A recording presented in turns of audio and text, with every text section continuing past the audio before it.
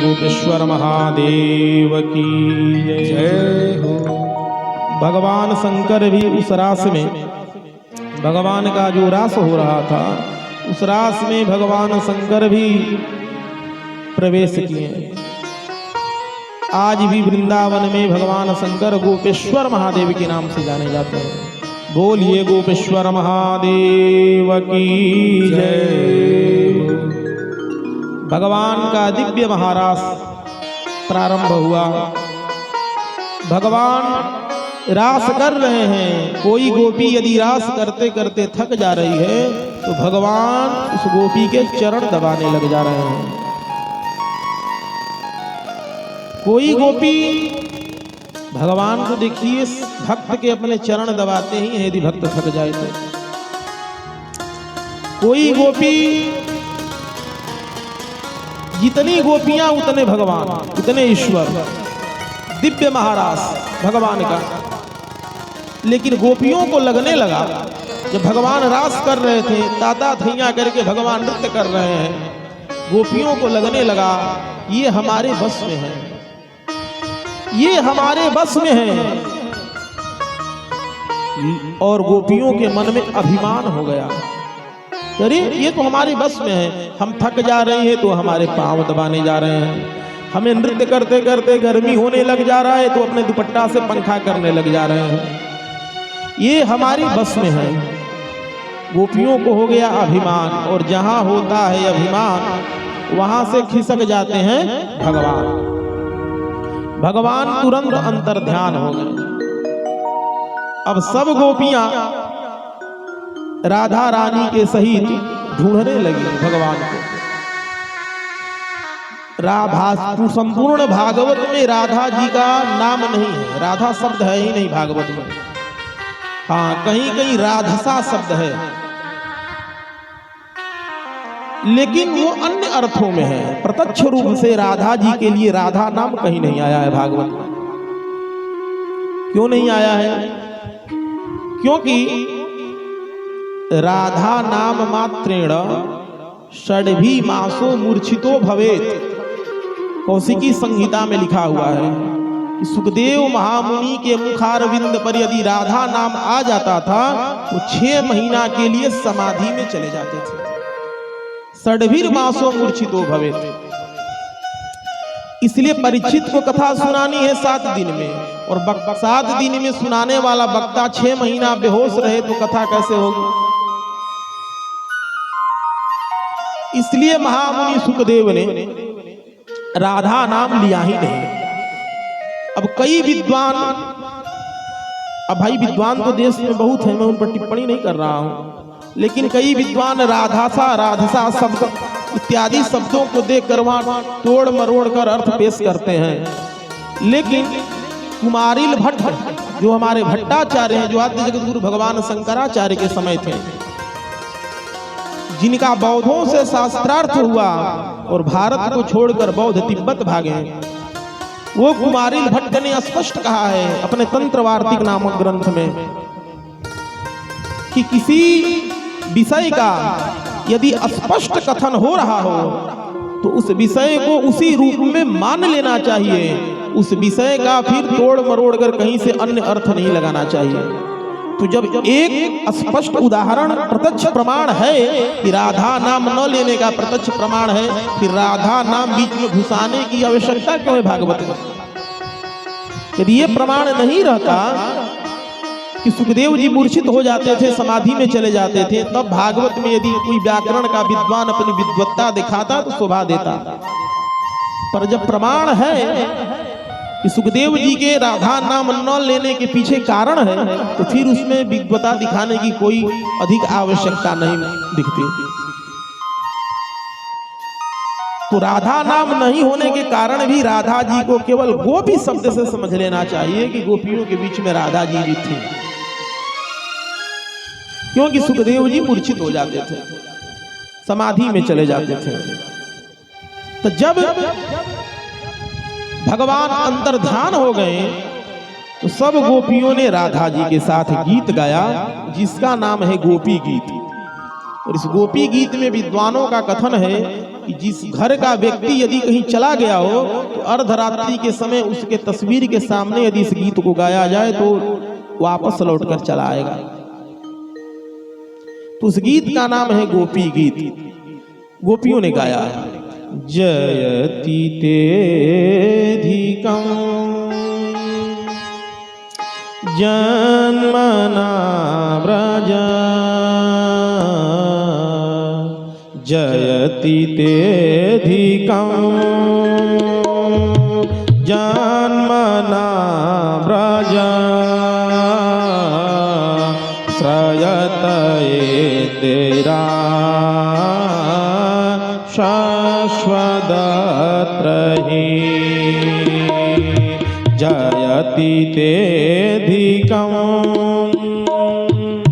जन्मना व्रज श्रयत इंदिरा शाश्वतत्रहि दयित दृश्यताम् दीक्षुतारका त्वयि धृताश्वताम् विचिन्वते शरदुदादये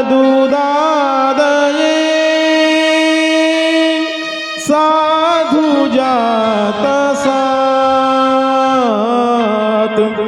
सरसिजोदरा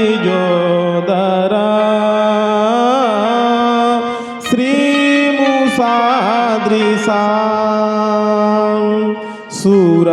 सुरथनाथ ते शुल्कदासिका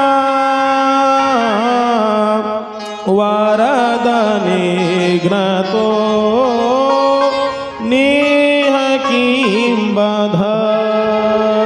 गोपियों ने कहा, बहुत सुंदर गोपियों ने गीत गाया है जिसका नाम है गोपी गीत। गोपियों ने कहा जयति तेधिकं, हे ब्रजमंडल के जो स्वामी हैं उसकी जय हो जय हो। गोपियों ने जब भगवान को पुकारा, भगवान गोपियों के बीच में राधा रानी को साथ में लेकर भगवान अंतर ध्यान हुए थे और राधा रानी के साथ में ही गोपियों के बीच में भगवान प्रकट हो गए। बोलिए रास बिहारी सरकार की जय। भगवान पुनः नृत्य करने लगे। अब की बार जब भगवान नृत्य किए तो राधा जी ने सोचा कि सबसे अधिक भगवान हम ही से स्नेह करते हैं और इस बार भगवान राधा जी को भी छोड़कर अंतर ध्यान हो गए। तो राधा जी के सहित गोपियों ने विरह गीत गाया। भगवान को ढूंढती हुई गोपियां जा रही हैं, लता से पूछ रही हैं, तुलसी से पूछ रही हैं कि ऐ तुलसी तू बता मेरे स्वामी कहाँ हैं। राधा जी पूछ रही हैं। हवा से तुलसी का तरुवर हिल जाता है। गोपियां कहती हैं अरे ये क्या बताएगी, ये तो मेरी सौत है, इसे क्यों पूछ रही हो, ये क्या बताएगी मेरे स्वामी का पता।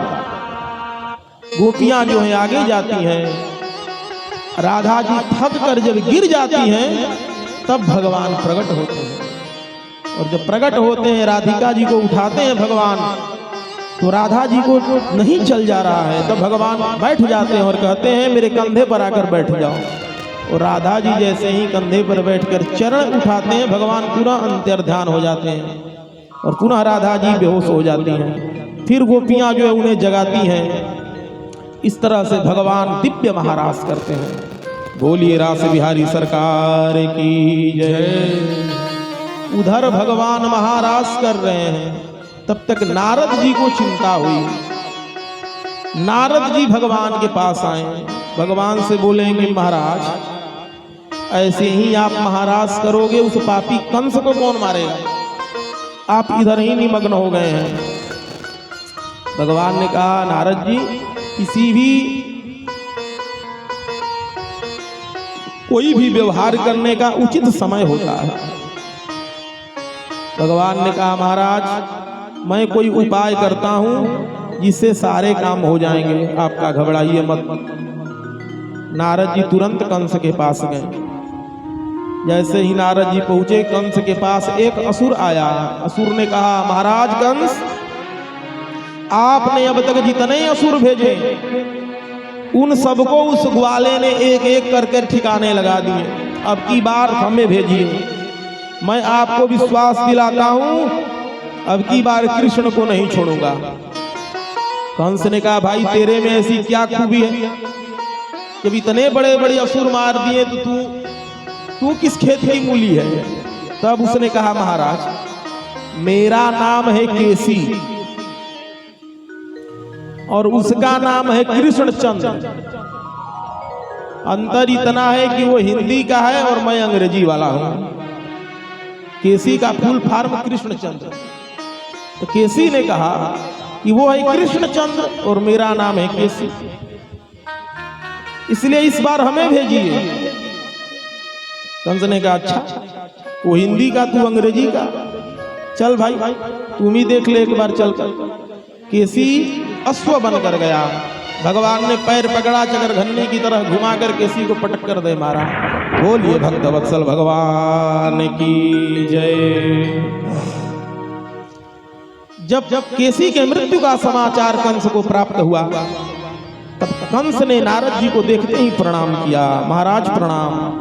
नारद जी ने कहा कि कंस मेरा आगमन तुम्हारे हित के लिए हुआ है। हाँ महाराज को बताइए। नारद जी ने कहा कि कंस मेरा यदि कहा मानोगे तो कृष्ण को मार सकोगे। कहा कैसे। नारद जी ने कहा कि देखो तुमने पूतना को भेजा, बकासुर को भेजा, अघासुर को भेजा, न जाने कितने लोगों को भेजा और सबको एक एक करके वो टपका दिया। मेरा कहा मानो। अब एक कंस अब तक तुमने जितने असुर भेजे सब फुटकर के थे, इसलिए कंस अब फुटकर का काम बंद करो, थोक का काम चालू करो। कहा कैसे महाराज।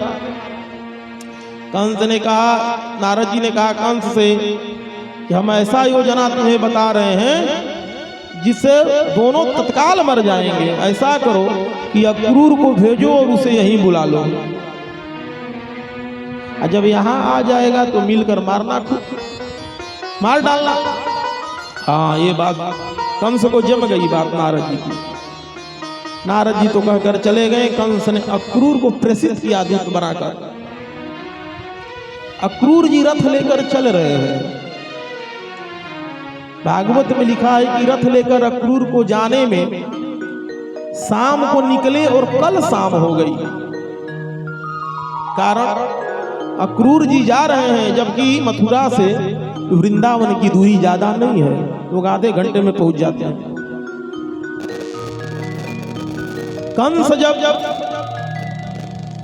कंस के कहने से अक्रूर जी जब चले तो रथ पर बैठकर जा तो रहे हैं, पर मन में सोचते हुए जा रहे हैं कि अरे भावना कर रहे भगवान का, वाह मैं जब चलूंगा तो भगवान के वो मकराकृत कुंडल का दर्शन करूंगा, लाल लाल कपोल का दर्शन करूंगा, भगवान के जो पके हुए कुररू के समान फटे हुए उनके दोनों ओठ हैं, उन लाल लाल ओठों का दर्शन करूंगा। इस तरह भगवान के दिव्य लीला गुणगणों ऐश्वर्य माधुर्य का मन में चिंतन करते हुए जब अक्रूर जी जा रहे हैं तो रथ जो है उनका वृंदावन पहुंचकर फिर घोड़े मुड़कर मथुरा चले जा रहे हैं। फिर वृंदावन कई चक्कर अक्रूर जी का रथ दौड़ा, इधर से उधर उधर से उधर। अब ये दौड़ने में इतने समय हो गए, वो चिंतन करने में भूल गए हमें पहुंचना कहाँ है। अंत में अक्रूर जी जो है वहां शाम होते होते पहुंचे नंद बाबा और यशोदा जी से संपर्क उन्होंने किया और सारी बात उन्होंने बता दी। दाऊ जी और कृष्ण को भेजने के लिए उनके माता पिता नंद जी और यशोदा जी तैयार नहीं थे। भगवान ने किसी तरह समझा बुझाकर तैयार हो गए। दोनों भाई रथ पर बैठकर चल दिए। रथ पर बैठकर तो चल दिए, परंतु रास्ते में समस्त गोपियों ने घेर लिया रथ को। भगवान लाख समझाते पर गोपियां मानने को तैयार नहीं।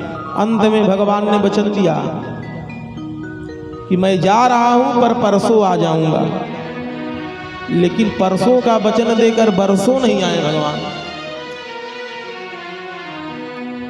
भगवान ने वचन देकर चले गए, लेकिन अक्रूर जी सोच रहे हैं मन में कि अरे दोनों बालक हैं, पापी कंस मार डालेगा। भगवान को लगा कि हमें अभी बच्चा समझ रहे हैं। सो भगवान ने अक्रूर जी को रास्ते में अपने दिव्य योग शक्ति ऐश्वर्य का माया प्रकट किया और अपना ऐश्वर्य दिखाया, जिससे अक्रूर को संतुष्टि हुई कि नहीं, यह परम ब्रह्म परमात्मा ही है। भगवान अक्रूर जी के साथ जब मथुरा में गए तो रथ से उतरकर जब आगे बढ़े भगवान, तो एक धोबी कपड़ा धो रहा था। भगवान ने कहा कि भाई हमारे मित्र, हमारे ब्रजमंडल के जो गोप सखा लोग हैं वो भी पहुंचे पीछे पीछे नंद बाबा के साथ। भाई अकेले गया है, कंस कहीं कुछ कर न दे। भगवान ने कहा हमारे साथियों के लिए भैया, धोबी भैया, थोड़ा कपड़ा जो है इन लोगों के लिए एक एक करके दे दो। धोबी ने कहा अरे ग्वाले, ये सारे वस्त्र महाराज के परिवार के हैं, तुम ग्वालों के पहनने के लिए ऐसे वस्त्र रेमसिमी तुम्हारी औकात है पहनने की? नहीं दिए। भगवान को क्रोध आया, भगवान ने एक थप्पड़ मारा और धोबी वहीं पर मर गया। भगवान सारे वस्त्र लेकर अपने मित्रों को बांट दिए, गोप सखाओं को, सब लोग पहन लिए। मधुमंगल बोला कि कन्हैया हम पहन तो लिए, पर इसके नीचे के जो लहंगे हैं बड़े बड़े हैं, सब जमीन धूल झाड़ते हुए जा रहे हैं। तो ऐसा करो कि कोई इसका सही सबका साइज नाप कर बन जाए। सोई दर्जी था, भगवान दर्जी के पास गए। दर्जी से बोले दर्जी भैया, हमारे जितने मित्र मंडली हैं सबका थोड़ा साइज सही सही नाप कर और वस्त्र बना दो। दर्जी ने तुरंत भगवान को प्रणाम किया और उनके समस्त सखाओं के वस्त्र जो हैं सब साइज से नाप कर बढ़िया चमाचम कर दिया। भगवान ने दर्जी को आशीर्वाद दिया, दर्जी आज के बाद जितने के कपड़े नहीं होंगे उतने तुम्हें सिलाई मिलेंगे। भगवान ने दर्जी को आशीर्वाद दे दिया। भगवान आगे बढ़े तो कुब्जा से भेंट हुआ भगवान का। वो जो थी, भगवान ने भागवत में कुब्जा को सुंदरी शब्द से संबोधित किया है। जैसे रामचरितमानस में भगवान सबरी को, जो कि जंगल में रहती थी, वस्त्र जो है किसी तरह मैला कुचैला पहनकर रहती थी, उसे भी भगवान ने भामिनी कहा। सुनो भामिनी बाता, भामिनी कहा भगवान ने। उसी तरह भागवत में कुब्जा को भगवान ने सुंदरी कहा, जबकि कुब्जा थी। क्यों? क्योंकि भगवान शारीरिक सौंदर्य को नहीं देखते, मन के सौंदर्य को देखते हैं भगवान। इसलिए दोनों जगह सुंदरी शब्द का भगवान ने प्रयोग किया है। तो भगवान ने कहा कि तू इन गोप सखाओं को चंदन लगा दे। उसने कहा ये चंदन महाराज के लिए है। भगवान ने अपने चरण से उसके अंगूठे को दबाया और ढोंड़ी पकड़ा और ऊपर कर दिया। सोई उसका जो है कुब्जे का जो रोग था वो एकदम सुंदर हो गई, ठीक हो गई। सारे चंदन जो है भगवान के ललाट पर और सब गणों के ललाट पर लगाया गया। अब भगवान जब कंस के दरबार में प्रवेश करते हैं तो कंस ने एक हाथी पाल रखा था जिसका नाम था कुवलया पीड़ हाथी। बहुत खतरनाक हाथी था। कंस ने, भगवान ने हाथी को मारा और हाथी के दोनों जो विशाल विशाल दांत थे, दोनों भाई कृष्ण और बलभद्र जी दोनों लोग अपने कंधे पर ले लिए। कंस ने भगवान को मारने के लिए दिव्य मल्लशाला का आयोजन किया था। भगवान जब मल्लशाला में प्रवेश किए तो मल्लानाम मसिनिर्णाम नरवरः स्त्रीणाम स्मरो मूर्तिमान गोपानां स्वजनो सतां क्षितिभुजां शास्तां स्वपित्रो शिशु मृत्योर्भोजपतेर्विराड विदुषां तत्त्वं परमयोगिनां विष्णीनां परदेवतीति विदितो रंगं गतः साग्रज। जिसकी रही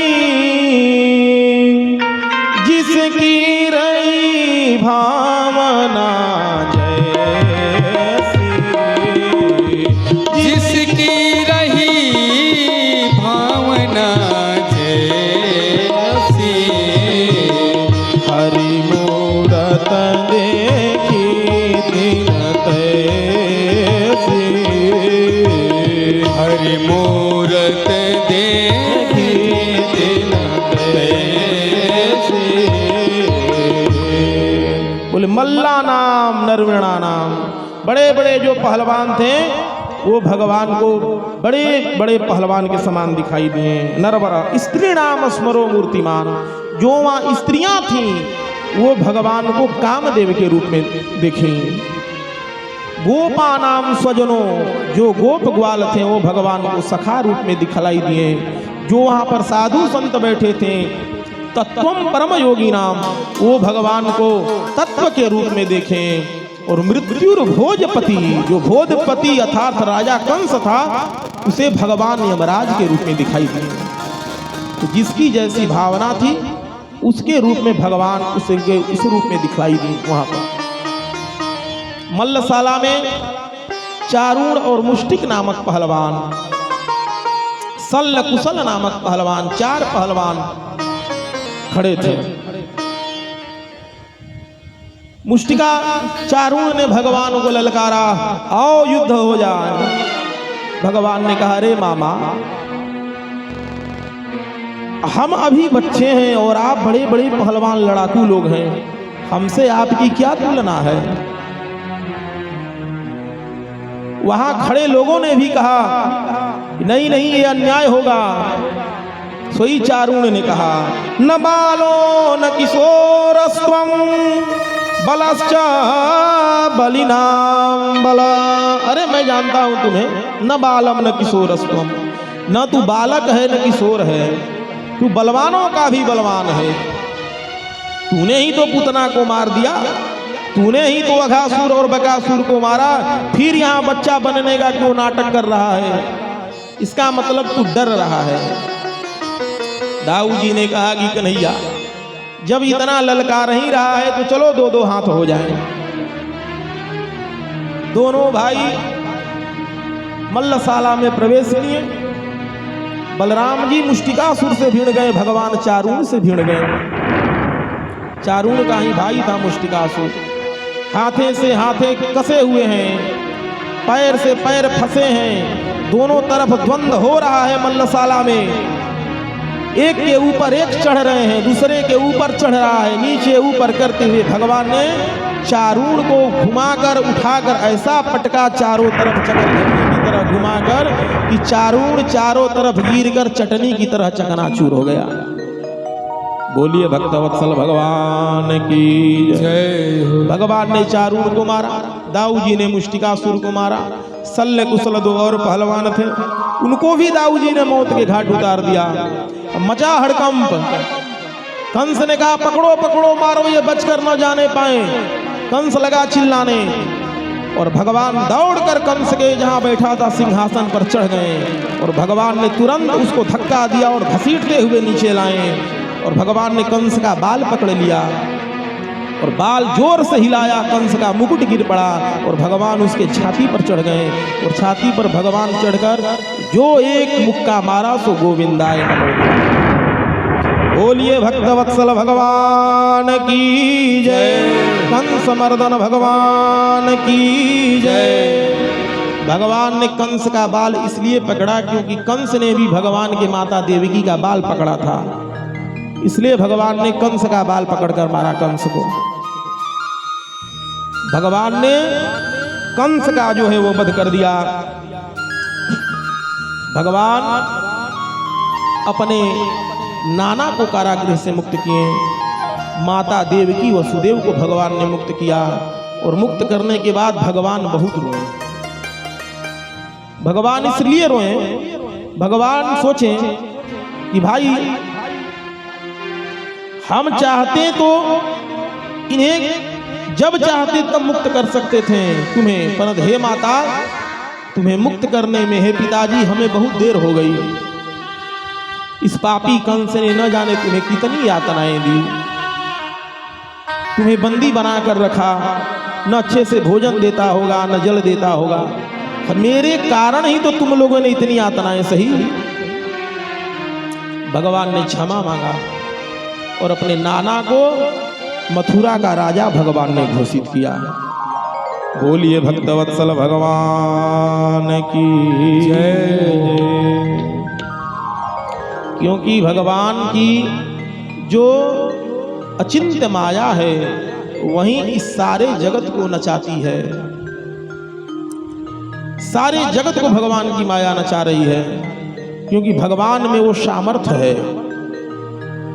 भगवान मथुरा में रहते हैं, पर भगवान ने जो वचन दिया था गोपियों को कि मैं परसों आ जाऊंगा, परसों का दिया वचन भगवान वर्षों में पूरा नहीं कर पाए। भगवान मायापति हैं,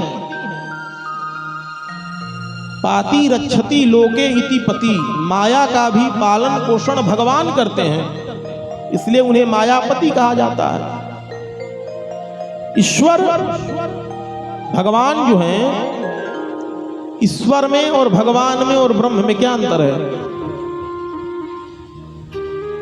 तीनों मिलता जुलता ही शब्द है, लेकिन ईश्वर में ईश्वर अलग है, भगवान अलग है और ब्रह्म अलग है।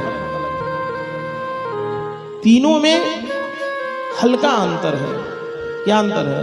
बोले बदंती तत्व तत्वमिदं यद ज्ञानम मदहेतुकम ब्रह्मेति परमात्मेति भगवानिति शब्दते। तीन शब्द हैं, ब्रह्म, परमात्मा और भगवान। इसमें अंतर क्या है? बोले देखो, जो ब्रह्म है वो निर्गुण निराकार है, और जो परमात्मा है, जो ईश्वर है, जो परमात्मा है वो निर्गुण साकार है, और जो भगवान है वो सगुण साकार है। ये तीनों में अंतर है। जैसे ये बिजली जल रही है, ये बिजली जो है सगुण साकार बिजली है, पर आज के अरबों वर्ष पहले भी बिजली थी, पर अस्तित्व में नहीं थी। वैज्ञानिकों ने अनुसंधान कर करके यहाँ करंट पाया तो बोला कि ये बिजली है। उस समय बिजली निर्गुण निराकार थी, जब पता नहीं थी। फिर वैज्ञानिकों ने अनुसंधान किया, जब वैज्ञानिकों ने पाया कि यहाँ तो बिजली है, तो वो बिजली जो है निर्गुण साकार हो गई जब पाया तो। लेकिन और आगे अनुसंधान किया, और अनुसंधान करके जब बल्ब इत्यादि जब जला दिया तो वही बिजली जो है सगुण साकार बन गई। उसी तरह से ब्रह्म, परमात्मा और भगवान में अंतर है।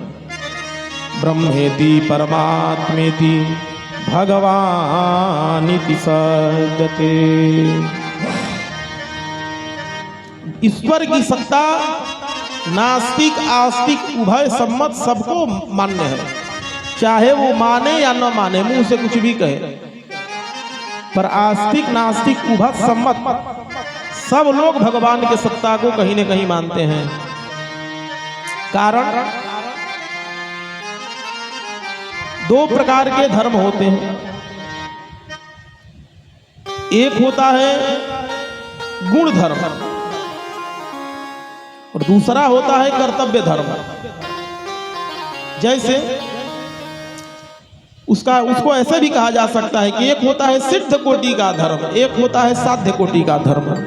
ये जो धर्म हो रहा है ये साध्य कोटि का धर्म है, और सिद्ध कोटि का जो धर्म है, जैसे गुण धर्म, वायु का गुण धर्म है स्पर्श, अब उसको नास्तिक भी मानेगा। जल का गुण धर्म है रस, आकाश का गुण धर्म है शब्द, अग्नि का गुण धर्म है तेज, दाहकत्व। कोई भी नास्तिक नहीं कह सकता कि पृथ्वी का गुण धर्म गंध नहीं है। दुनिया का कोई भी नास्तिक पृथ्वी के धर्म को नकार नहीं सकता कि पृथ्वी का गुण धर्म जो है गंध नहीं है। वो सिद्ध कोटि का धर्म है और ये जो धर्म है साध्य कोटि का धर्म है। हम भगवान और प्रत्येक व्यक्ति, इसीलिए प्रत्येक जीव आनंद में रहना चाहता है। संसार का ऐसा कोई जीव नहीं जो दुखी रहना चाहता है, चाहे वो आस्तिक हो या नास्तिक हो। नास्तिक से भी पूछिए, भले वो पूजा पाठ कुछ न करता हो, लेकिन वो भी चाहेगा कि मैं एकदम सुखी रहूं, मुझे कोई लेस मात्र भी कष्ट न हो। वो भी प्रसन्न रहना चाहेगा, सुखी रहना चाहेगा। अर्थात प्रत्येक अंश अपने अंशी की तरफ, अपने अंशी के तरफ आकृष्ट होता है, अपने अंश के तरफ जाना चाहता है।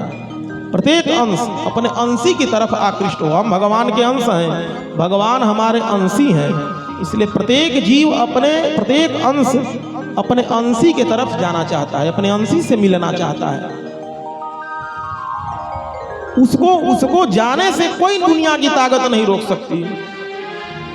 भाई अग्नि अंश है, अग्नि का अंश, अग्नि अंश है और अग्नि का अंशी क्या है? अग्नि, यदि कागज ले लीजिए, कागज में अग्नि को रस्सी ले लीजिए, रस्सी में अग्नि को जला दीजिए और रस्सी को उल्टा लटका दीजिए तो अग्नि नीचे जलती है। अग्नि का जो ज्वाला है ऊपर की तरफ जाता है। क्यों? क्योंकि अग्नि अंश है और अग्नि का जो अंशी है नभो मंडल में दे दीप्यमान सूर्य है। इसलिए वो अग्नि, अंशी रूपी अग्नि अपने अंश के तरफ जाने के लिए लालायित रहती है। बिना किए, बिना प्रयोग किए वो स्वतः ऊपर हो जाती है। आज तो वैज्ञानिक युग है। यदि पानी को वैज्ञानिक विधा से यदि सैकड़ों मंजिल ऊपर पहुंचा दिया जाए और उस पर भी यदि नल की टोटी खोला जाए तो उसका पानी गिरकर नीचे आएगा, ऊपर नहीं जाएगा। क्यों? क्योंकि जल जो है अंश है और उसका जो अंशी है महोदधि समुद्र है।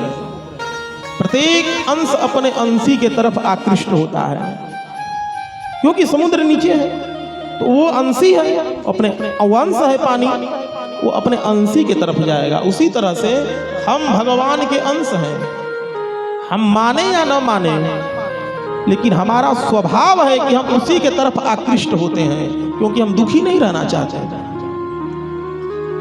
प्रत्येक जीव का स्वभाव है कि वो अंशी है तो अपने अंश के तरफ आकृष्ट होगा।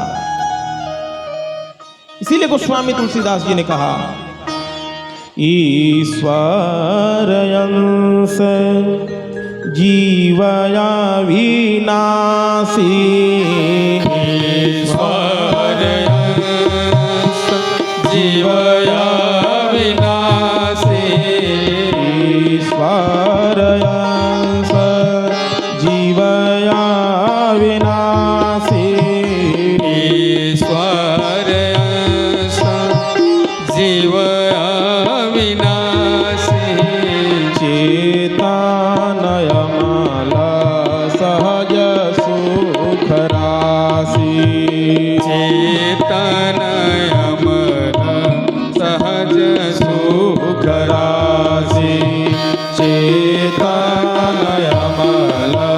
सहज सुख राशि। प्रत्येक अंश अपने अंशी के तरफ आकृष्ट होता है। यह दार्शनिक सिद्धांत है। भगवान अंश है, हम भगवान के अंशी हैं। गोपियां जो हैं भगवान को प्राप्त हमेशा करना चाहती हैं। भगवान मथुरा में रह रहे हैं, परंतु भगवान के एक सखा हैं जिनका नाम है उद्धव जी महाराज। उद्धव जी महाराज कोई साधारण नहीं है। उद्धव जी महाराज बृहस्पति के शिष्य हैं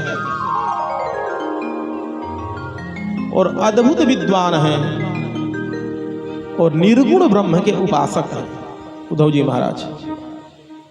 एक दिन भगवान अकेले खड़े होकर अश्रुपात कर रहे थे।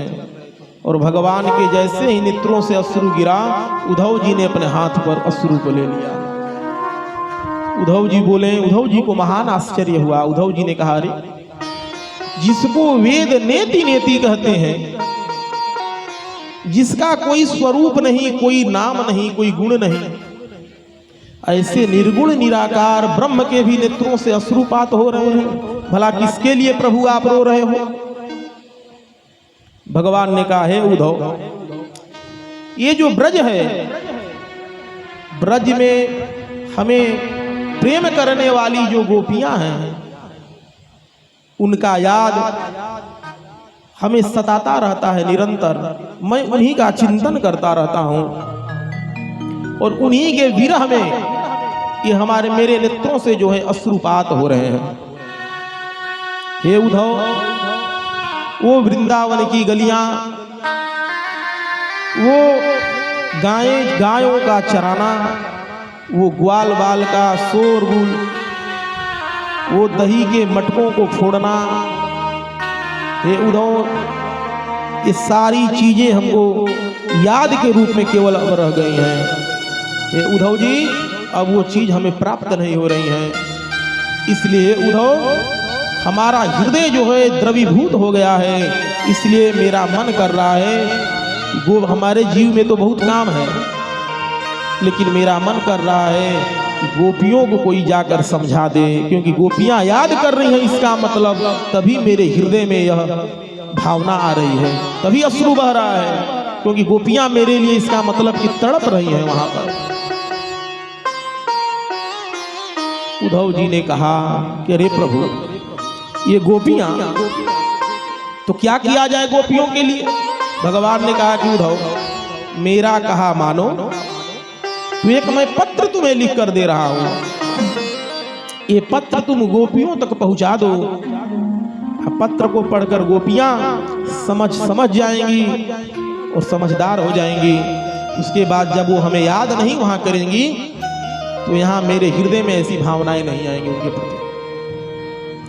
कहा घनश्याम उद्धव से कि वृंदावन जरा जाना, वहीं पर गोपियों का तत्व का कुछ ज्ञान समझाना। क्यों समझाना? विरह की वेदना में वो सदा बेचैन रहती हैं, सिसक तड़प कर आह भर भर कर और वे कहती हैं, क्या कहती हैं? प्रेम जगत का सार और कछु सार नहीं, प्रेम जगत का सार और कछु सार नहीं, प्रेम जगत का सार और कछु सार नहीं। उद्धव जी ने कहा कि महाराज, प्रेम जो है वो जगत का सार कैसे हो सकता है भला?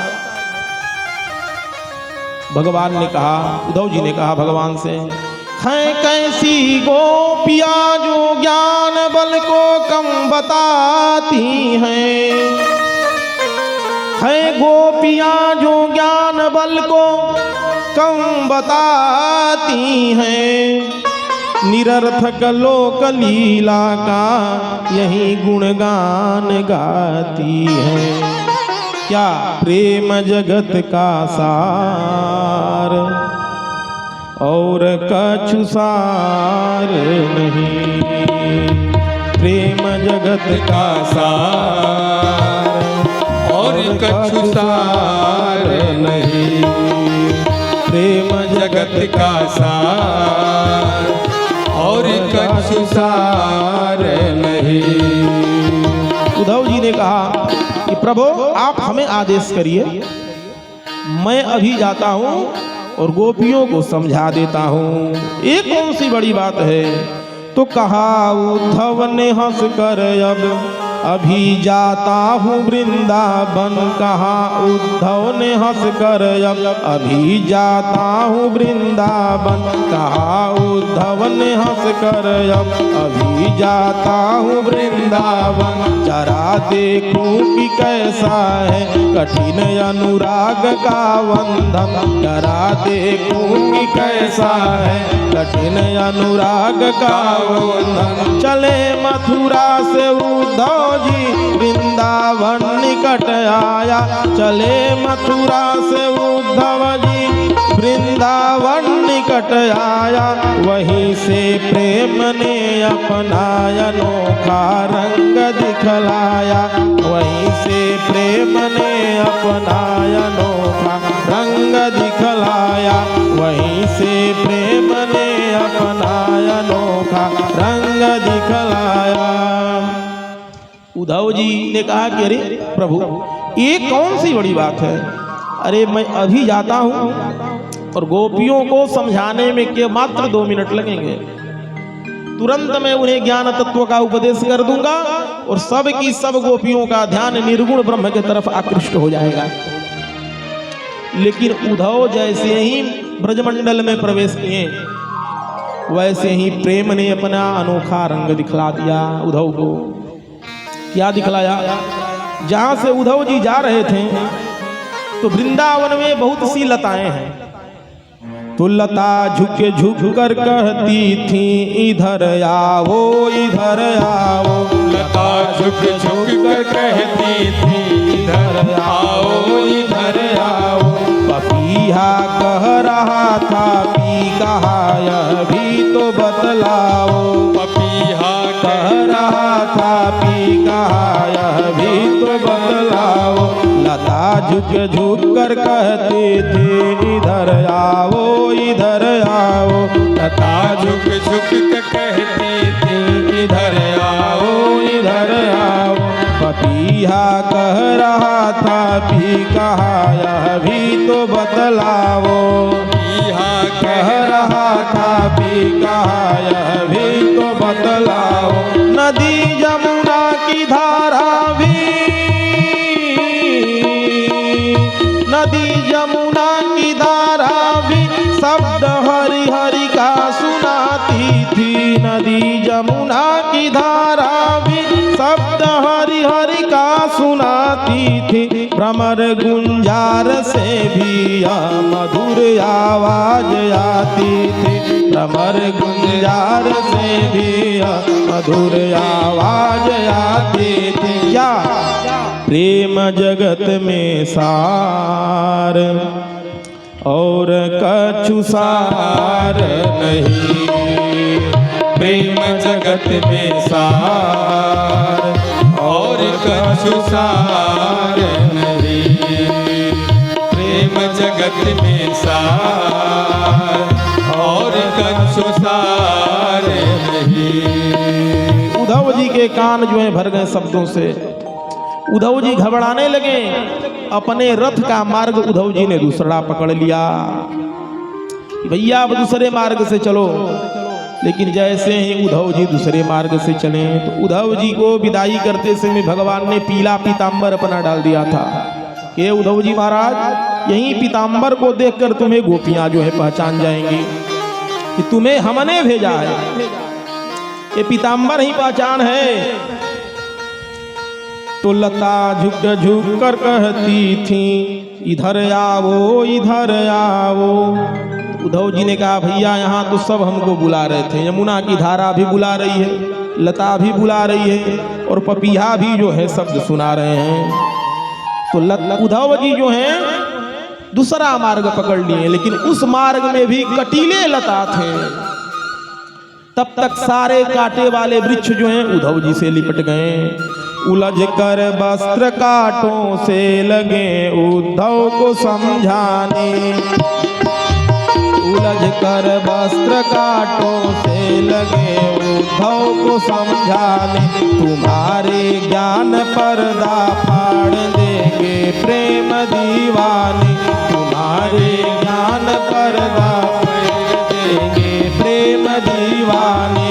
तुम्हारे ज्ञान पर्दा फाड़ देंगे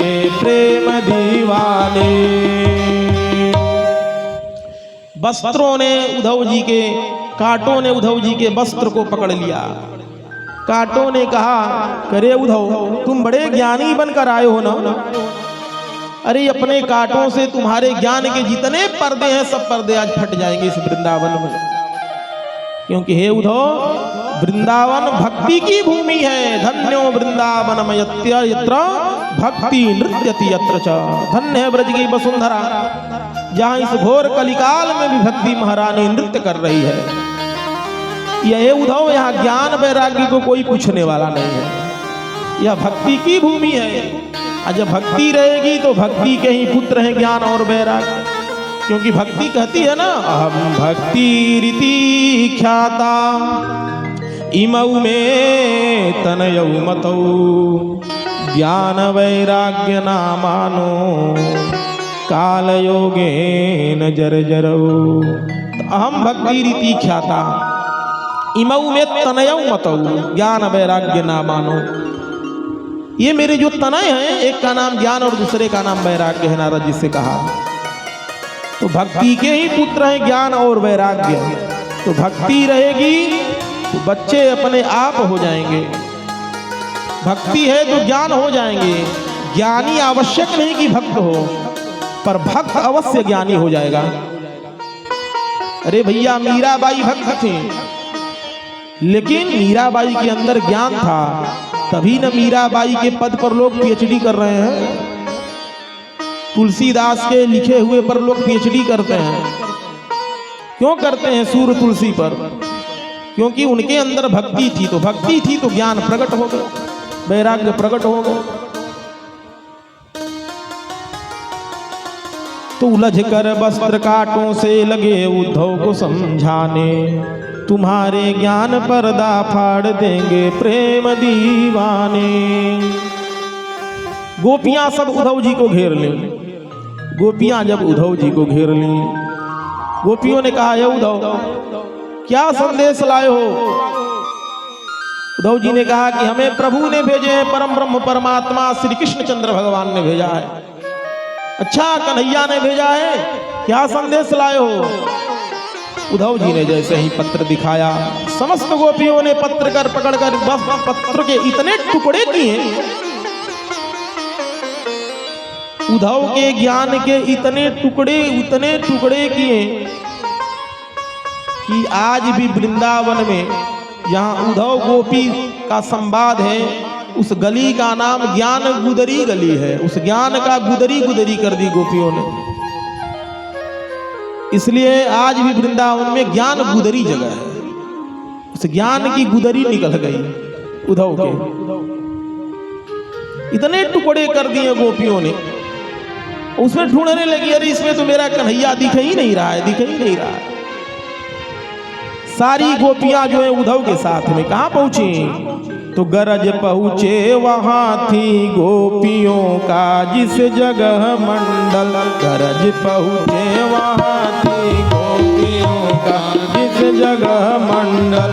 वहां थी शांत पृथ्वी वायु धीमी जो मथा निर्मल। वहां थी शांत पृथ्वी वायु निर्मल जो मथा निर्मल। सहस्त्रों गोपियों के मध्य थी श्री राधिका रानी। गोपियों के मध्य थी श्री राधिका रानी। सभी के मुख से रह कर निकलती थी यही वाणी। सभी के मुख से रह कर निकलती यही वाणी। क्या प्रेम जगत का सार और कछु सार नहीं। प्रेम जगत का सार और कछु सार नहीं। प्रेम जगत का सार और कछु सार नहीं। प्रेम जगत का सार और कछु सार नहीं। गोपियों ने कहा, हे उद्धव, तुम तो संदेश लेकर आ गए, किसका संदेश लाए हो? राधा जी से सोई उद्धव जी ने, गोपियों ने कहा, हे राधिका, इससे मत पूछो, ये उसी कन्हैया का संदेश लेकर आया है जो कि एक नंबर का स्वार्थी है। अरे देखो, हम सबको छोड़कर चला गया और कहा कि परसों आएंगे, और परसों का दिया वचन बरसों हो गया, पर आज तक वो लौटा नहीं। इसलिए वो एक नंबर का स्वार्थी है। उससे बड़ा स्वार्थी संसार में दूसरा कोई नहीं है। तब तक उनके चरणों में एक भौरा आकर गिर गया और गोपियों ने भ्रमर गीत गाया। गोपियों ने कहा, ये भौरा, तू भी काला और तेरा कृष्ण भी काला। हे भौरा, तेरा भी स्वभाव है कि तू जब फूलों का रस ले लेता है उसके बाद उड़ जाता है, और तेरा कन्हैया भी वैसा ही है। इसलिए हे भौरा, तुझ में और तेरे कन्हैया में विशेष कोई अंतर नहीं है। और यही नहीं,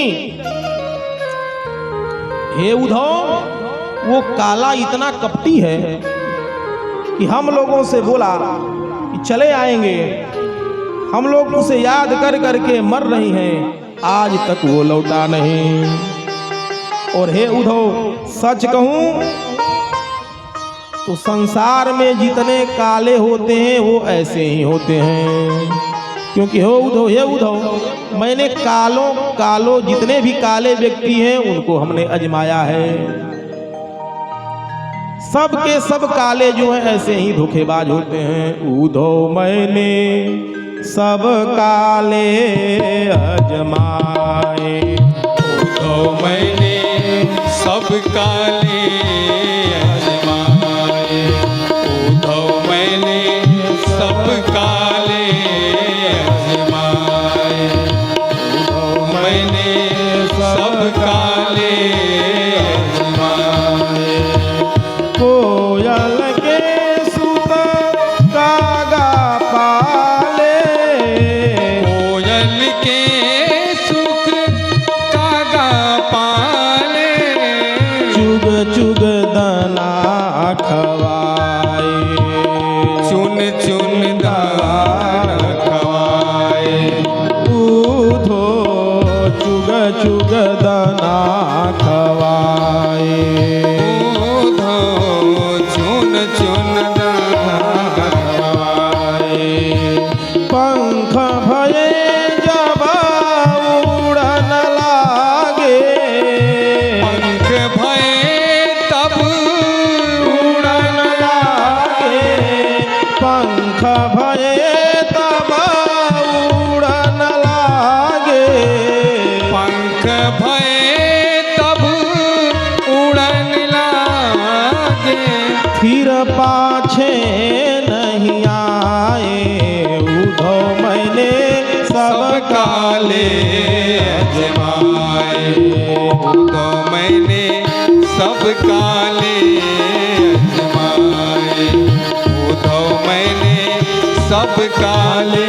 जो कोयल होती है अपने बच्चे को कागा के पिंजड़े में, घोंसले में ले जाकर रख देती है।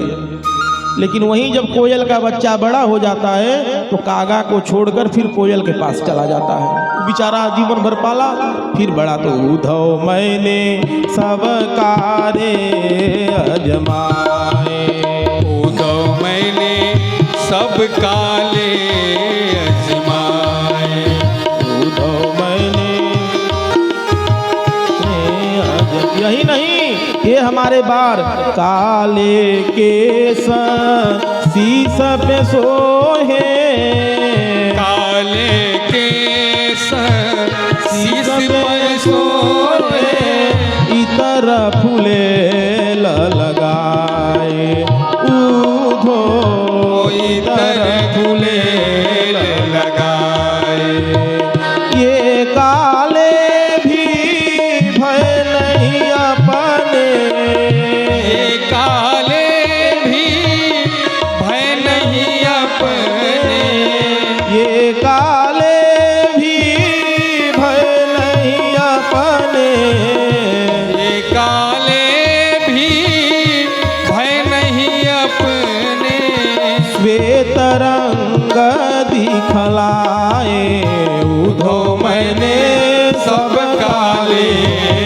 अजमाए, उद्धव मैंने सब काले अजमाए, उद्धव मैंने सब काले अजमाए। यही नहीं, काले केस काले की परतीति न करियो, काले की परतीति न करियो। गोपियां कह रही हैं कि काले व्यक्ति का विश्वास मत करो, काले की परतीति न करियो, काले की परतीति न करियो। काले जहर भराए काले काले जहर बनाए, सूर कहे काले की महिमा, सूर कहे काले की महिमा, सूर कहे काले की महिमा, सूर कहे काले की महिमा। काले से काल डराए, उद्धव मैंने सब काले अजमाए, उद्धव मैंने सब काले अजमाए, उद्धव मैंने सब काले अजमाए, उद्धव मैंने सब काले अजमाए। गोपियों ने कहा, ये उद्धव वो काला कपटी किसी का नहीं है, जन्म देते ही माता पिता को छोड़कर भग गया, हमने इतना उससे स्नेह प्रेम किया, परसों का वचन देकर वो बरसों में नहीं आया। उद्धव जी ने समझाया, अरे गोपी, तुम जिसे काला कह रही हो, तुम जिसे व्यक्ति समझ रही हो, वो परम ब्रह्म परमात्मा के अवतार हैं, जो कि बिनु पग सुनई चलई सुनई बिनु काना, कर बिनु कर्म करई विधि नाना, आनन रहित सकल रस भोगी, विन वाणी वक्ता बड़ जोगी। वो परम ब्रह्म परमात्मा के अवतार हैं। हे गोपी, वह सर्वत्र वो निर्गुण निराकार ब्रह्म विद्यमान है।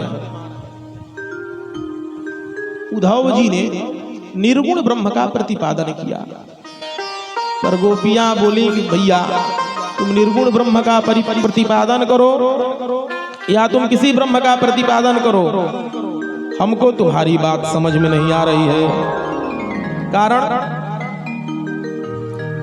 कारण क्या है, नहीं आ रही है भाई? उद्धव जी जो भी निर्गुण ब्रह्म के विषय में समझा रहे हैं, उद्धव जी ने जितनी बात गोपियों से कही वह सारी बात सही कही, परंतु यदि कोई व्यक्ति प्यासा हो और वो व्यक्ति कहे कि भैया जरा एक गिलास पानी देना, तो अब उसे कोई समझाने लगे, रे भाई साहब पानी क्या करेंगे, पानी कहाँ नहीं है, पानी आकाश में विद्यमान है, पानी पृथ्वी के नीचे विद्यमान है, पानी यत्र तत्र जलाशय में विद्यमान है। और इतना ही नहीं, आपके 5 तत्व से बने शरीर में एक तत्व जल तत्व भी विद्यमान है, तो आप पानी क्या करेंगे, पहले से ही एक तत्व अंदर विद्यमान है, जल तत्व। अब लाख प्रवचन सुना दीजिए उसे, प्यासे को क्या उसका प्यास बुझेगा? उस तत्व से, तत्व ज्ञान से प्यासा कहेगा भैया गिलास में पानी दो, तुम्हारे इस प्रवचन से मेरा प्यास बुझने वाला नहीं है। तो उद्धव जी ने बात तो सही कही, पर गोपियों को वो बात उद्धव गोपियां प्रत्यक्ष देखना चाहती हैं, भगवान के सगुण ब्रह्म की आराधना करती हैं, और उद्धव जी ज्ञान मार्ग के हैं, इसलिए गोपियों को निर्गुण ब्रह्म के उपासना में लगाना चाहते हैं। तो गोपियों ने कहा, ये तो प्रेम की बात है उद्धो, ये तो प्रेम की बात है उद्धो, बंदगी तेरे बस की नहीं है, तो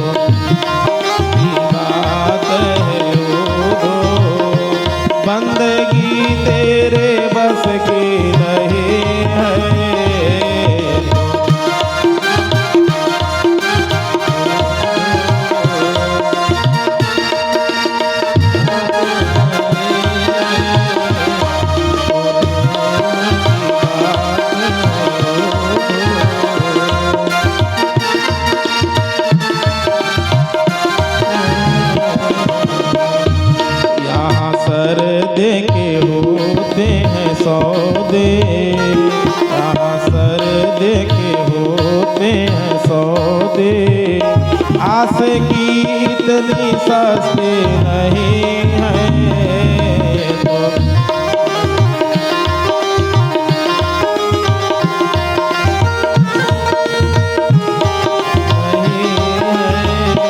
ये तो प्रेम की बात है उद्धव, ये तो प्रेम की बात है उद्धव, बंदगी तेरे बस की नहीं है, ये तो प्रेम की बात है उद्धव, बंदगी तेरे। राधा जी के चरणों में साष्टांग प्रणाम किया और उद्धव जी ने कहा, आसाम हो चरण रेणु जुसाम श्याम, वृंदावने किमपि गुल्मलतो शधीनाम, यादुस्त्यज्य स्वजनमार्य पथं च हित्वा, भेजर्मुकुंद पदवीं श्रुतिभिर्विमृग्याम्।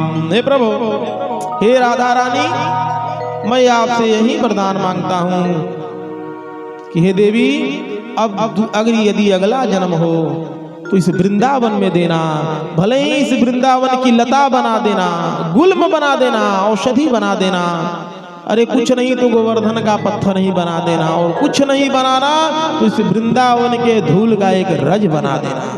इस तरह से उद्धव जी ने वृंदावन की दिव्य प्रार्थना की और प्रणाम करके उद्धव जी का जो ज्ञान था, उद्धव जी को प्रेम के स्वरूप का ज्ञान प्राप्त हुआ। क्योंकि प्रेम संसार में जो निस्वार्थ है वही प्रेम है। पिता अपने पुत्र से प्रेम करता है, उसमें भी स्वार्थ है। माता अपने पुत्र से प्यार करती है, उसमें भी स्वार्थ है। पुत्र अपने माता से प्रेम करता है, उसमें भी स्वार्थ है कि हमारा बच्चा पढ़ लिख कर कुछ बन जाएगा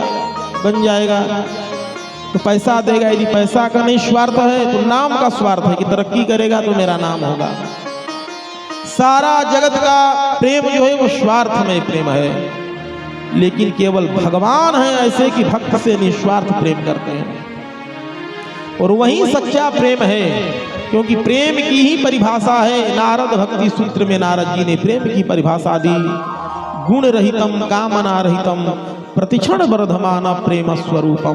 जो गुण से रहित हो, कामना से रहित हो और प्रतिक्षण बढ़ने वाला हो, उसी का नाम प्रेम है। दूसरा परिभाषा नारद जी ने दिया, प्रेम कैसा हो, बोले मुंह का स्वादवत।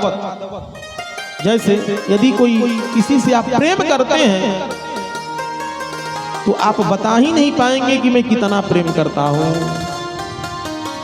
आप नहीं बता पाएंगे कि मैं कितना प्रेम करता हूं। जैसे मुंह का स्वादवत, जैसे गूंगा व्यक्ति स्वाद नहीं बता सकता, उसी तरह से प्रेमी अपना प्रेम नहीं बता सकता। वही सच्चा प्रेम है। और दो लोग जब आपस में प्रेम करते हैं तो एक प्रेमी का मन दूसरे प्रेमी के यहां रहना चाहिए, और दूसरे प्रेमी का मन उस प्रेमी का मन उसके पास रहना चाहिए। राम जी जब सीता जी अशोक वाटिका में है, राम जी ने हनुमान जी को जब भेजा तो वहां भी प्रेम का राम जी ने परिभाषा बताया कि प्रेम कहते किसे हैं। तो हनुमान जी से कहा कि हे हनुमान, सीता से कहना तत्व प्रेम।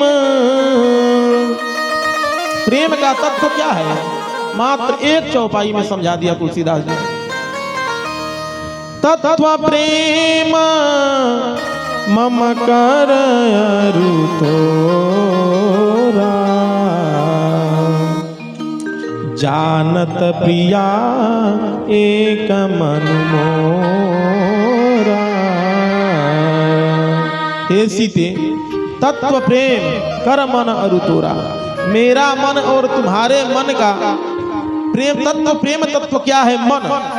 मैं मन से प्रेम करता हूं। प्रेम का जो तत्व है वो मन में स्थित रहता है, लेकिन वह मन ही तो तुम्हारे पास है। मेरे पास तो मन है ही नहीं। मेरा मन ही प्रेम सहित तुम्हारे पास चला गया। सो मन सदा रहत तो ही पाही, सो मन सदा रहत तो ही पाही, जानु प्रेम रस तने माई, जान प्रेम रस तने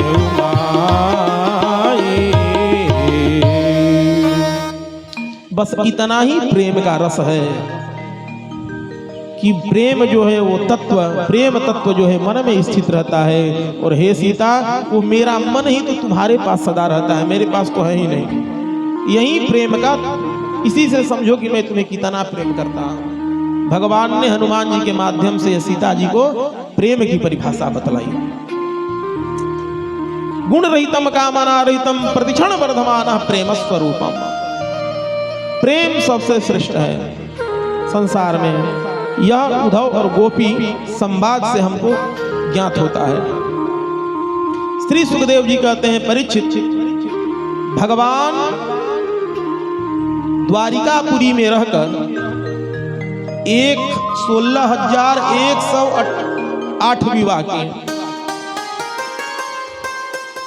भगवान ने 16,108 विवाह किए द्वारिकापुरी में रहकर। भगवान ने इतने विवाह कैसे कर लिए? 16,108 पत्नियां भगवान की। इसमें की प्रथम पत्नी का नाम रुक्मिणी जी है। प्रथम पत्नी का नाम रुक्मिणी है। भगवान जो है वो परम ब्रह्म परमात्मा है। और ब्रह्म का निःश्वास क्या है? वेद।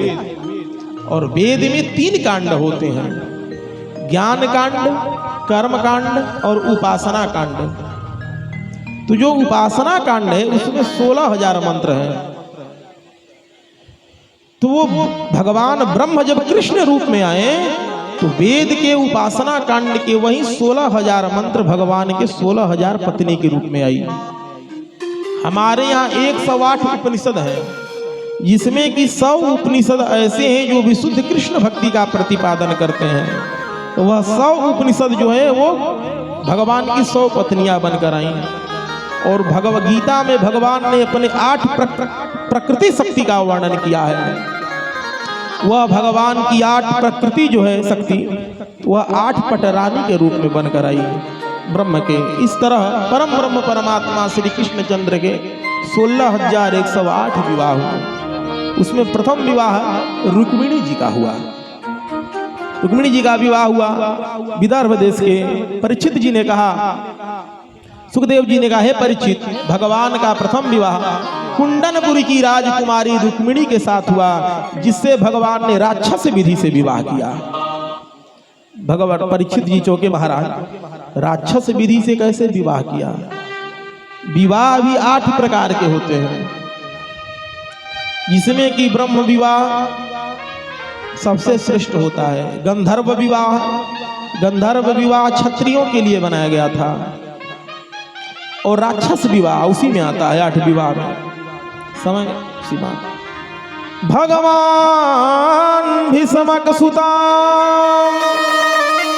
रुक्मिणी रुचिनाननां राक्षसेन विधानेन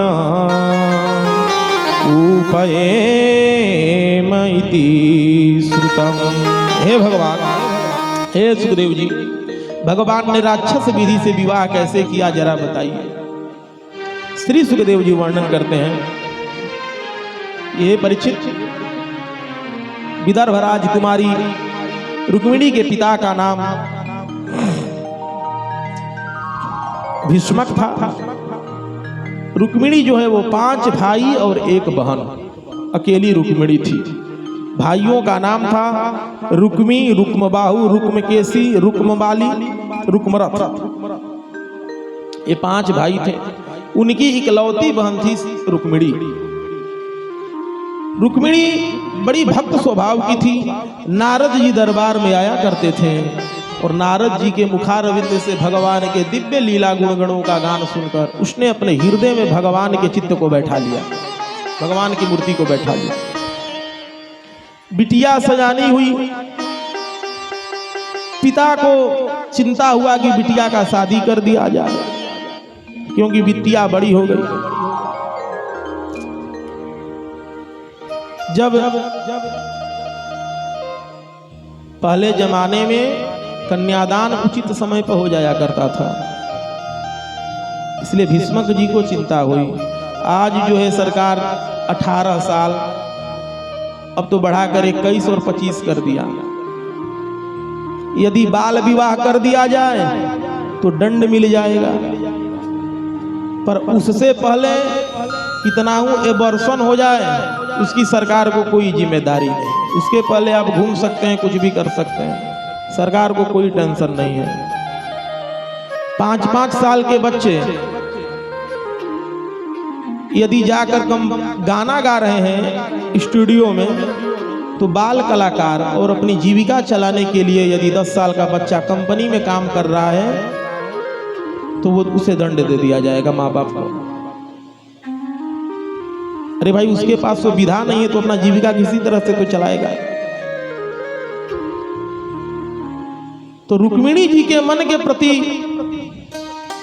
भगवान के प्रति रुक्मिणी जी का मन आस्थान्वित जब हुआ नारद जी के वचनों को सुन सुनकर,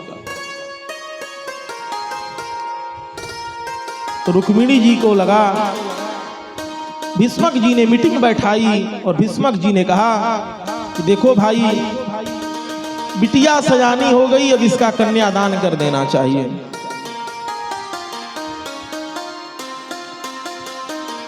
बच्चों से परामर्श लिया, सबने कहा, भीष्मक जी ने कहा कि देखो इस समय इस संसार में द्वारिकाधीश से अच्छा वर कोई नहीं मिल सकता है। सब लोगों ने कहा ठीक है, पर जो रुक्मिणी का भाई, वो खड़ा हो गया, बोला अरे उस ग्वाले के साथ मैं अपनी बहन ब्याहूंगा, उस भगोड़े के साथ।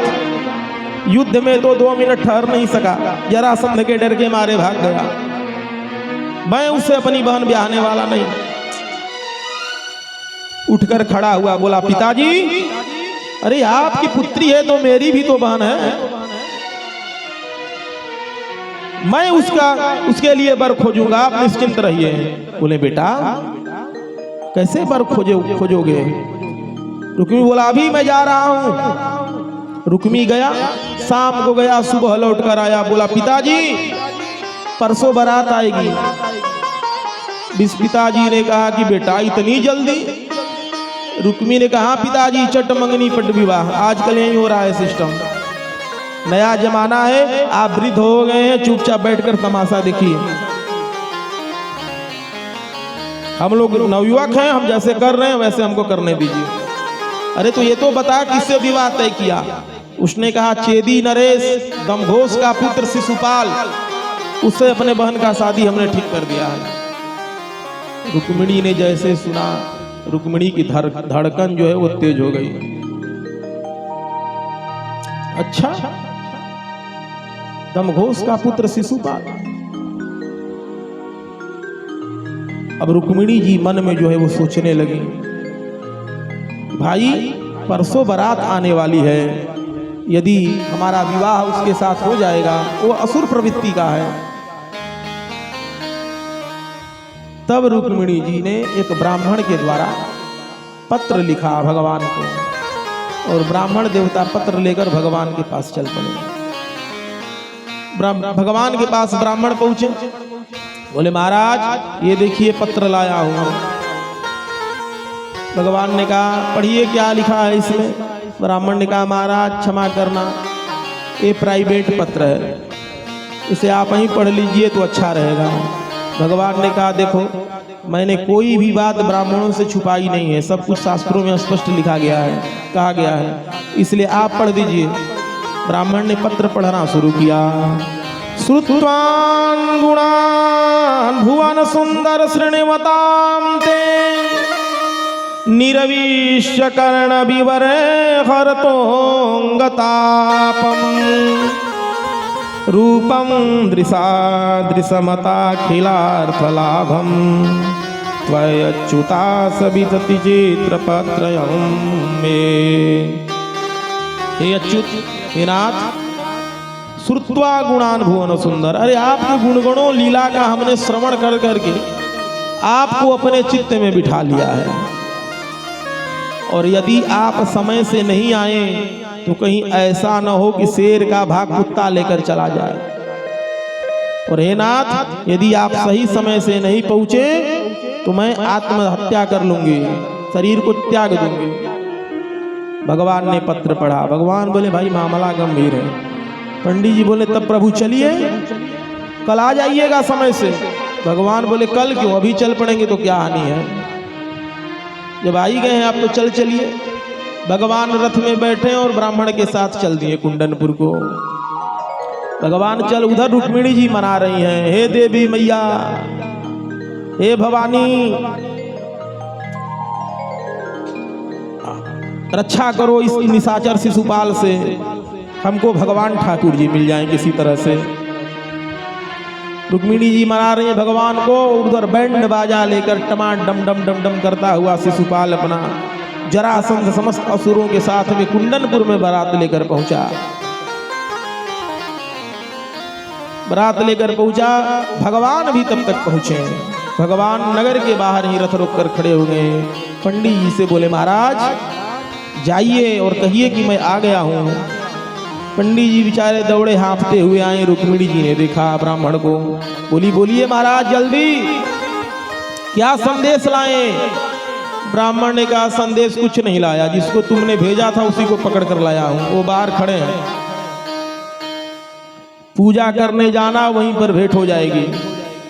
रुक्मिणी जी ने कहा अच्छा महाराज। हाँ, रुक्मिणी जी ने ब्राह्मण को बहुत आशीर्वाद दिया मन ही मन। नंदी भगवान ने दक्ष प्रजापति के यज्ञ में भृगु ऋषि को श्राप दिया था। क्या श्राप दिया था? सर्वभक्षात द्विजातयः, हे भृगु मुनि, तुम्हारे जैसे जितने ब्राह्मण हैं सब भिखमंगे हो जाएं। आज रुक्मिणी जी ने उस श्राप से उस ब्राह्मण को मुक्त कर दिया। किस श्राप से? विष्णु भगवान जब सो रहे थे तो भृगु मुनि ही विष्णु भगवान के वक्ष स्थल पर पैर से पद प्रहार किए थे, तो लक्ष्मी जी ने श्राप दिया था। आज उस श्राप से रुक्मिणी जी उनको मुक्त कर रही हैं, ब्राह्मणों को। और जब शिशुपाल इत्यादि सब आ गए, इधर रुक्मिणी जी गौरी भवानी की पूजा करने के लिए तैयार हो रही हैं और मंदिर में जाने के लिए तैयार हो गई। तब तक शिशुपाल से आकर किसी ने कह दिया महाराज द्वारिकाधीश भी आए हैं, अभी अभी बाहर खड़े देखे गए हैं। सोई शिशुपाल का द्वारिकाधीश का नाम सुनते ही धड़कन तेज हो गई। और शिशुपाल ने जिस मंदिर में रुक्मिणी पूजन करने के लिए जा रही हैं, उस मंदिर को पूरे सैनिकों से भरकर पूरे छावनी में बदल दिया। शिशुपाल के कहने पर समस्त सैनिक मंदिर के चारों तरफ घेर कर खड़े हो गए। रुक्मिणी जी मंदिर में पूजन कर रही हैं और देवी मैया को मना रही हैं कि हे भवानी, श्री कृष्ण ही हमें पति के रूप में मिले, यदि वो पति के रूप में नहीं मिलेंगे तो मैं मर जाऊंगी। जय जय जननी श्री गणेश की, जय जय जननी श्री गणेश की, जय जय जननी श्री गणेश की, जय जय जननी श्री गणेश की, जय महेश मुख चंद्र चंद्रिका, जय महेश मुख चंद्र चंद्रिका, जय जय जय जय जगत अंबिका, जय जय जय जयत अंबिका, बरदे मां वरदान दायिनी, वरदेना परनान दायिनी,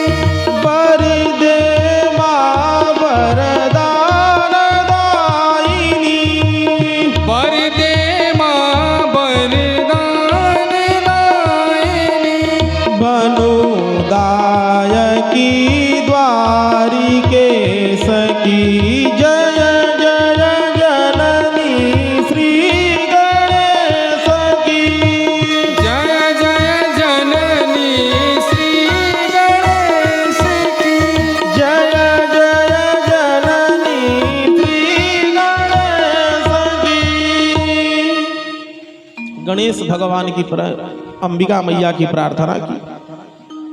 प्रार्थना करके जब निकल रही हैं रुक्मिणी माता, जितने भी वहां असुर खड़े थे समस्त असुर कहने लगे अहो रूपम अहो धामम। अरे भैया देखो कैसी छैल छबेली निकली हुई आ रही है। अरे इसके कमर तो देखो, इसके नयन तो देखो। असुरों ने उनके सौंदर्यों का वर्णन असुर लोग करने लगे। भगवान ने वहां पर ऐसी माया फैलाई अपनी मोहिनी रूप कि सब लोग सौंदर्य का वर्णन करने लगे। और भगवान उन असुरों के बीच में पकड़कर रुक्मिणी जी का हाथ पकड़ लिए और भगवान जब लेकर जाने लगे तो असुर लोग कहने लगे वाह कैसी सुंदर जोड़ी भगवान ने बनाई है। भगवान थोड़ा आगे जाने के बाद रथ पर बैठ गए और भगवान ने कहा रुक्मिणी से, हे रुक्मिणी मैं तो लेकर जा रहा हूं पर हमें तुम शंख बजा लेने दो, क्योंकि लोग कहेंगे कि तुम्हारा हमने हरण किया है, लेकिन यदि युद्ध का शंख बजा कर जाऊंगा तो इसका मतलब होगा मैं तुम्हारा हरण नहीं, मैं तुम्हारा वरण कर रहा हूं। इसलिए इस प्रसंग का नाम रुक्मिणी हरण नहीं, सुखदेव जी के अनुसार रुक्मिणी वरण है। भगवान ने शंख बजाया, असुरों ने कहा वाह कितना सुंदर शंख बज रहा है। भगवान रुक्मिणी बोली कि प्रभु मैं अश्व को हाँकूंगी ताकि आपको कोई दोषारोपण न दे। भगवान पीछे रथ में बैठ गए, रुक्मिणी ने अश्व हाँकना शुरू कर दिया। रथ जैसे ही रुक्मिणी हाँकी घोड़ा वायु वेग से चले। असुर लोग बोले वाह कितना सुंदर अश्व है, वो देखो देखो हवा से बातें करते हुए जा रहे हैं। जब भगवान कुछ दूर चले गए और योग माया को भगवान ने जब तिरोहित कर दिया तो असुरों ने आपस में कहा क्यों रे यहाँ क्यों खड़े हैं। तब एक असुर बोला हाँ कुछ तो काम था। अरे महाराज शिशुपाल ने हमें भेजा है। तो क्यों भेजा भाई? एक ने कहा अरे महाराज लगता है कि तूने भांग पी रखा है क्या। अरे हम लोग इस महारानी रुक्मिणी गई है इनकी रक्षा के लिए। कहाँ गई रुक्मिणी? अरे देखो देखो भाग रहा है लेकर भाग गया। पीछे पीछे असुर लोग दौड़ाए, तब तक भगवान बहुत दूर चले गए थे। एक ने जाकर शिशुपाल से कहा महाराज शिशुपाल कन्हैया आया था वो लेकर भाग गया।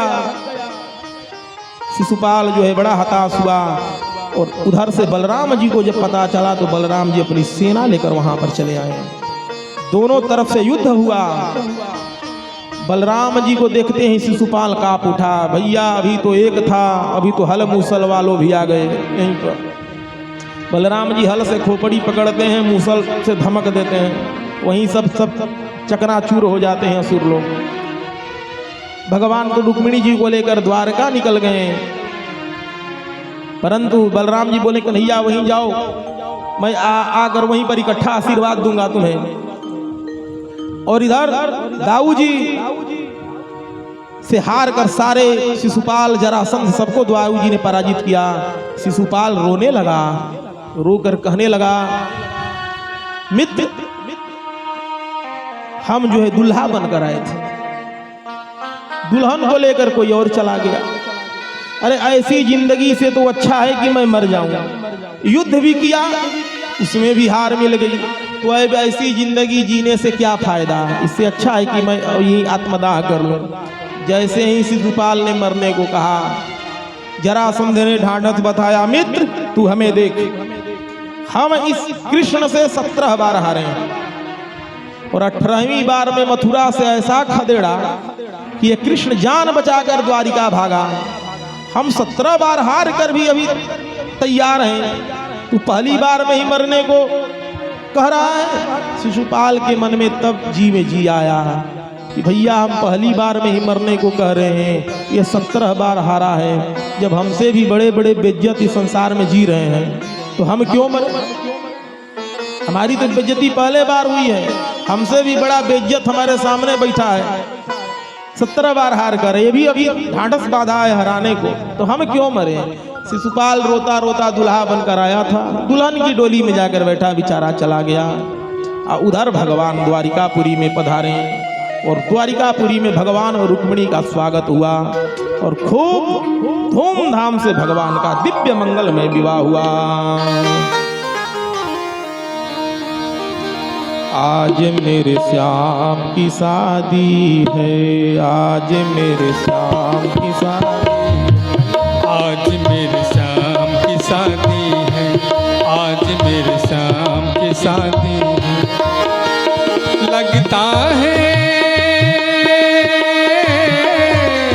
लगता है जैसे आज ब्रह्मांड में शादी है, आज मेरे श्याम की शादी है, आज मेरे श्याम की शादी है।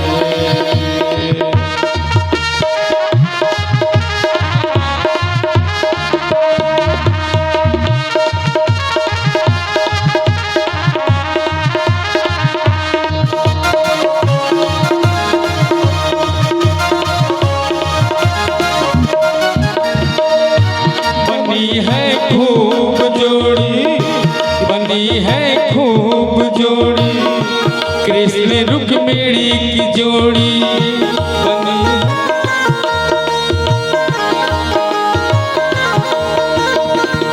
खुशी से नाचे हैं मन, मिला सजनी को साजन, खुशी से